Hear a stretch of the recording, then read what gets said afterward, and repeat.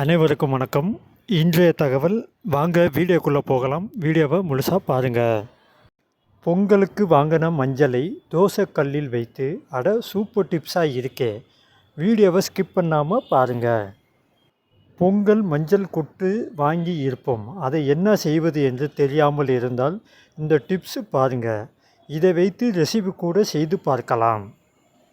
மஞ்சள் கொத்தில் இருந்து இலைகளை நறுக்கி மஞ்சள் மட்டும் எடுக்கவும். இப்போது இதை அப்படியே தண்ணீர் போட்டு சுத்தம் செய்து எடுக்கவும்.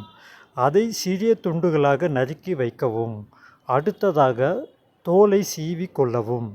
தோல் தனியாகவும் மஞ்சள் தனியாகவும் எடுத்து கொள்ளவும். மஞ்சள் மட்டும் எடுத்து அதை அரை துருவி கொள்ளவும். இப்போது ஒரு பாத்திரம் எடுத்து அதில் மஞ்சளை போட்டு அதோடு கேரட்டையும் துருவி சேர்க்கவும். அதில் 1/2 டம்ளர் தேங்காய் எண்ணெய் சேர்க்கவும். இதில் சிறிது நெய் சேர்த்து அப்படியே அதே அடுப்பில் வைத்து சூடு பண்ணவும். லோ ஃப்ளேமில் வைத்து சூடு பண்ணி விடவும். இப்போது கொதி வரும். நன்கு கொதித்துவிட்டு கலர் மாறி வந்ததும் அடுப்பை ஆஃப் செய்யவும். சூடு ஆறிய பின் வடிகட்டி எடுக்கவும். கண்ணாடி பாத்திரத்தில் போட்டு 1 வருடம் வரை பயன்படுத்தலாம்.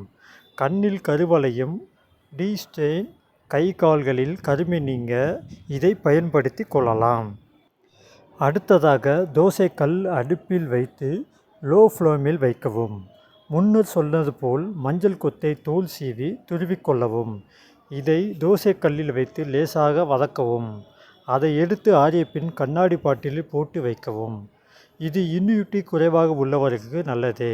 இரவில் தூங்கும் முன் 1 டம்ளர் பாலில் 1 பிஞ்ச் அளவு இந்த மஞ்சள் சேர்த்து குடிக்கலாம்.